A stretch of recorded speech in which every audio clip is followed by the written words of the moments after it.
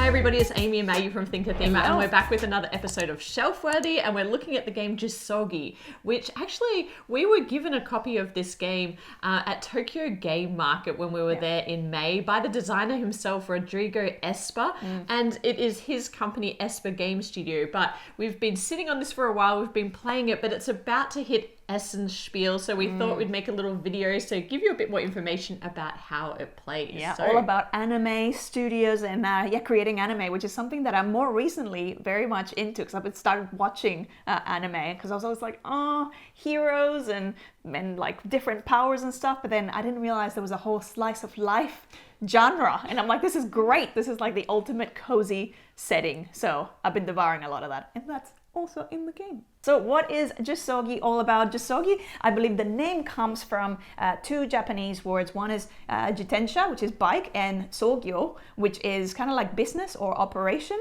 And so it's all kind of referring to like very much in business, like in order to keep a business running, it's kind of like if the way a bike works is you have to kind of keep moving. As soon as you stop, it's gonna fall over. And in Jisogi, we are actually going to be these up and coming executives that are taking over management for all these different anime studios that actually have come from this big anime studio that went bankrupt, and so all these smaller studios were kind of created to bring those staff on board. Now the problem with that is this staff is burnt out, they've been overworked, probably underpaid, it's a very tough industry, and so they're actually dead inside, which means that it's going to be a bit harder to get the best work and get the most efficiency from them. So we're going to have to be very clever in how we run our anime studio. We're going to have to make some really clever recruitment and internal promoting choices. Then we're also going to have to make sure that we pick the right scripts, match the genres that are popular and all the trends that are kind of coming up or dying down, and most importantly, manage our money very well, because money is very, very tight, so we're likely going to be getting into debt, a lot of it. Now, this game comes from experience because Rodrigo's wife actually has a history of working with anime studios, and a lot of the thematic elements that have been brought into this come from direct experience working in these in the industry and everything that kind of happens behind the scenes. Also, very, very cool. A lot of the art that is brought in here is from actual anime artists. So this just, I don't want to spoil it too much, so let's go into how it plays. Now, as Maggie alluded to, this is a very tight game where you're going to be trying to run this business to the best of your ability across 4 rounds. Now, at the end of each of these rounds, you're able to release an anime, which means the maximum number of animes you can release is 4. And how are you going to do that? Well, every player starts with 4 workers, and each of those workers represents a different skill type. So there's the producer, the director, the animator, and the writer. And I did it thematically. You did it. Well done. And they're going to be linked to certain worker placement spots, and you're going to have to get all of the ingredients together in order to release this anime. Now, in order to make your big releases, you're going to have to go and collect pieces of the script, which make up the setting, the plot, and the twist. And once you have those, you're going to be putting them together on your player board, and then you're going to be developing the quality of your animation, and you're also going to be recruiting different workers that not only upgrade their abilities when they go out and do tasks for you, but also they're going to have bonuses that relate to the animes that you're releasing. When you release your anime, you're also going to get bonuses by matching it with the current trends, which are going to change round on round. Now, at the end of each round, you're also going to have to pay your workers, and if you've upgraded those workers, they're going to cost more. And so a key mechanic in this game is also to take loans that are going to earn interest every round, so they become harder and harder to pay off, and if you still have them at the end of the game, they're going to cost you victory points. So we'll talk more about the nuance of different parts of the game as we get into our review. So let's talk about how it felt to play. Okay, so in terms of how it felt, at least for me, this actually from the get-go felt incredibly thematic. Also, the fact that the artwork and like all of the trend cards and even the artwork and all the different stuff of the, not just the dead inside, because they're also quite, even though it's like a difficult place, it's like quite beautifully illustrated, but then all the essentially the promoted versions or the sort of lively stuff, like they're all really, really cool. So immediately I'm just like, I was drawn into it. But there was also, it's actually quite a tight I game. just want to say one thing about the art, because the deck of cards that represents the trends, the genres, I suppose, is so gorgeous. It has foil on it as well, and it's all done. I think there were 8 artists. Yeah, because there's 2 lead artists, and then there's another 6 guest artists as well. So I believe, my understanding is that all the different artists, they're anime artists, and they they're tied to, they have particular genres, and so they kind of brought in those elements into the trends, that the trends kind of represent a collective of different genres as well. So, and even just like the description of what that trend is, and like what it, like, I just love all of those elements. But it's so beautiful. Like, it might be one of the most beautiful deck of cards I've ever seen in a game, and every time we get it to the table, that is the first thing people comment on. They just want to pick them up and play with them and look at all of them. They are absolutely gorgeous. So I just wanted to say that. I just wanted to add to that, because it does add to the table presence quite a lot. But anyway, let's talk about how it feels mechanically, and it is a very tight game. I find every time I start this game, you have that feeling of like, I can't do everything, so what am I going to focus on? And one of the key decisions you have is around your worker set, because the faster you upgrade them, the more powerful they become. And so every time you go out to a worker placement spot, you're getting more done every time you go out. But if you do that too quickly, they upgrade them all, they're costing you more at the end of each round, which means a lot of salaries to pay. There's a lot of salaries, which means you're probably going to have to, pay this large salary bill and take out loans. So that's where the tension comes in for me. Interestingly, when you do go and get the new workers have abilities tied to them. So sometimes, you can see everybody lock in on a really powerful worker, and it's like, who's going to get that person first? And then you might have a really attractive script that's revealed itself in the tiles, and you're like, and then you've got this tension of, do I go and get that person that I think everybody's going to want to hire, or do I go and get those pieces that just happen to match the active trend, and I really want to go and do that too? So you're constantly trying to weigh up, what's everybody else going to do? And then if you leave it too late, not only can you miss out on what you wanted, but the cost of going to that worker placement spot costs more. And that's not new, but it's one of those mechanics that just really increases the tension, because you have so limited money, and you're like, if I wait if I wait another round, it could cost me $2 just to go there, and you never get locked out of the worker placement spots, which is quite nice. But they just become so expensive. Because thematically, it's like these spots are in like high demand. But also, I just love that even with those team members that you can recruit, like the synergies and the powers that they have, like there's either a little explanation of why they give you that ability, or it's the particular genres that they're known for and that they have that affinity for. So if you release an anime that links to what your team members are known for, of course it's going to have more popularity, which is like these little the little kind of hearts that you measure. That's essentially when you do a release, that's how you measure how popular it was. It's like you start kind of making this collection of hearts. And depending on how popular it is, that's what's going to give you money, and it's going to give you the victory points at the end. And so what you need to be focused on is, how do I make these releases as popular as possible? And that might mean not releasing it at the end of round 1. You might save up and do an even more popular release in round 2. But then you have to be gearing yourself up towards that, because maybe somebody else rushes and does like, a quick release in round 1. And so it's just this tension of like, what should I focus on? Should I focus on just upgrading my team and wearing the cost of all these salaries?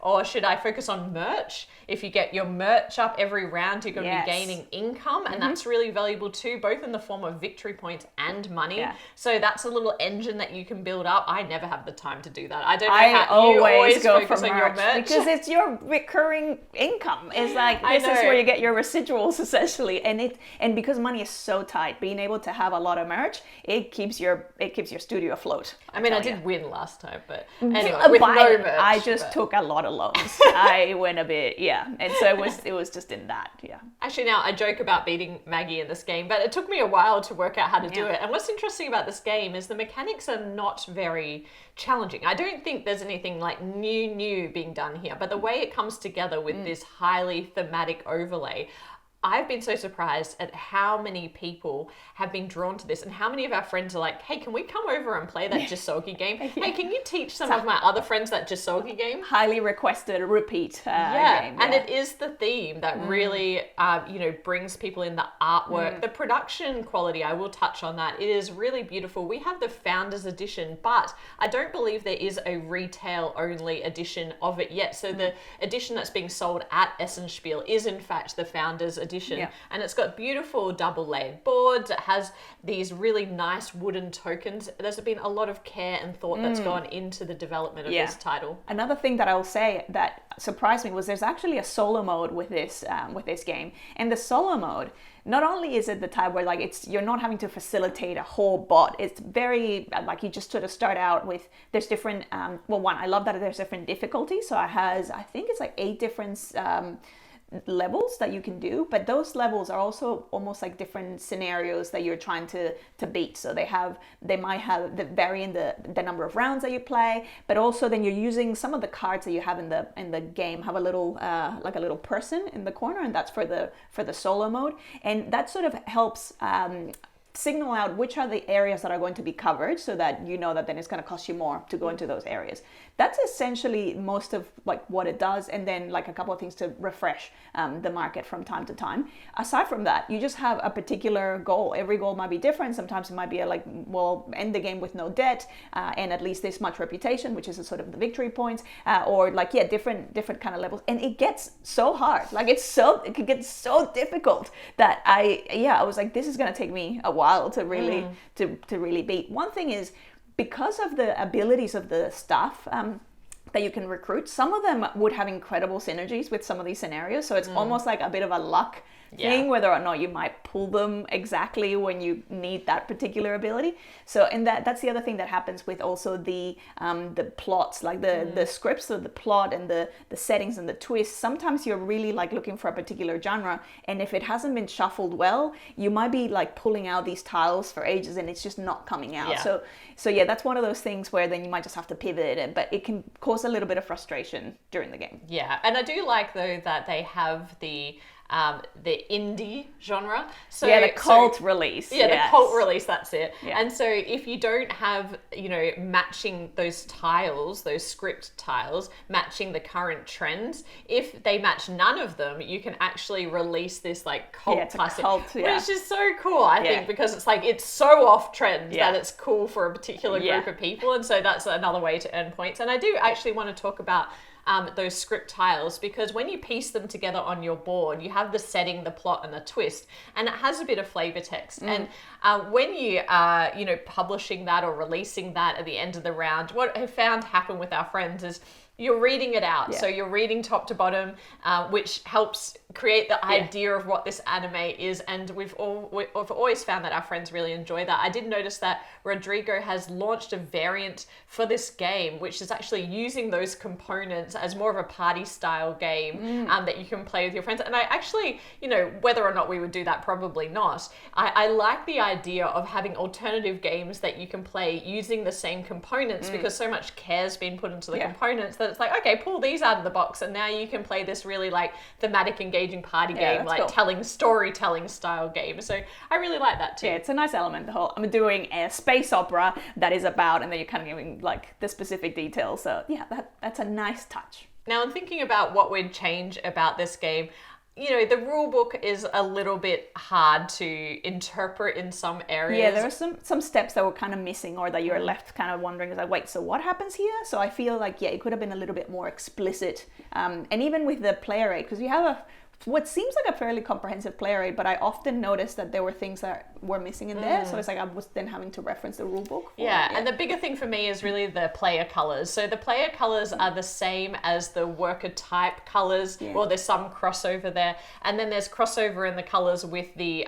genres as well. So there's a lot of things where if you're like me and can get very confused by color, I found it quite challenging to, for example, play as red and then also have have a worker type that is red as well. And once you... And a genre that is red. Yeah. They have no relation to each other. And once you actually take the worker token off the card and you put it somewhere, you have to remember what type of worker that is. And so you've got to be really careful with that as well, because it doesn't have anything that it clips into to show you that it's that type of worker. So once it's placed out, you've got to remember where you got it from. And once you have 6 workers and you've used a lot of them, that can be a little bit confusing. So I did notice that as well, which is kind of a separate issue, but there was a little bit of confusion sometimes with the workers, not helped by the fact that sometimes they're the same color. Yeah. So now into would it stay in our collection? Over to you, Maggie. Absolutely. This is actually... I didn't think this was going anywhere. This has actually very quickly become in my top 10 of like most thematic big box games. And it's like every time that I play it, I just have such a great time. And like, yeah, even though like you say, like, mechanically there isn't really anything that's like brand new, I do feel like, yes, we have worker placement. Yes, we have like, essentially like getting recipe fulfillment in a way. The way it all kind of happens, because it's so tight and you're like, oh, I've only got these 4 workers and they're linked to, they're specialists essentially in particular areas, and you only really have the director that can kind of do a little bit of everything.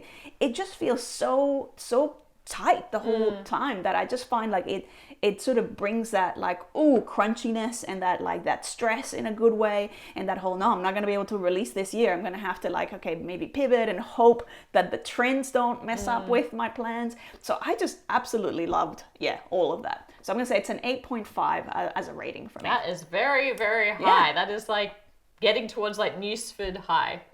Yeah. Wow, that's very high. But I can see they're very different games. So yeah. I can say if you're a Newsford fan, it's like it's got nothing to do with it. But I will say that I do think this game is going to make a lot of gamers very happy, particularly if you are a themer, particularly if you're into anime. This is really going to shine for you. For me, I found that mechanically is pretty straightforward. It is very tight, which I like. I do like a punishing game, but there are a few elements that are a little bit more luck driven that I'm like, okay, as those cards appear, I think that just adds to the whole thematic flavor of the game. So I'm not saying that should be changed, but for me, it felt a little bit like I'm very happy to play this game, but it was probably... over time, I felt like I'd played it out a little bit, like I was kind of taking the same journey every time. So maybe there's not enough variability in there. Although I do think that, the different employee actions that come up, they seem to be quite different because there's so many of them, and that can change your strategy. There's also a whole deck of cards that it's one of the networking cards that open up things in terms of like it gives you all sorts of other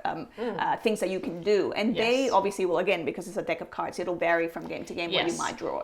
But ultimately, because the game is so constrained to so few turns, I do feel like there's a certain number of things that you need to get done that you have to get done in order to win this game. And so that idea of how you spool up to me it becomes a bit similar each game.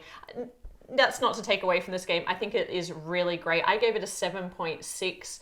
It is a game that I would happily play anytime, and I feel like we're going to be playing it a lot in our house. Well, I will be. I can play it solo, and I'm nowhere near actually winning the harder levels. But a beautiful title that's been so well done and very respectful of, thematic. I think, the anime industry. So that is our Shelfworthy for Jisogi. We hope you enjoyed this video. If you did, please like and subscribe to the channel, and we'll be back with more board game content soon. But otherwise, bye for now. Bye.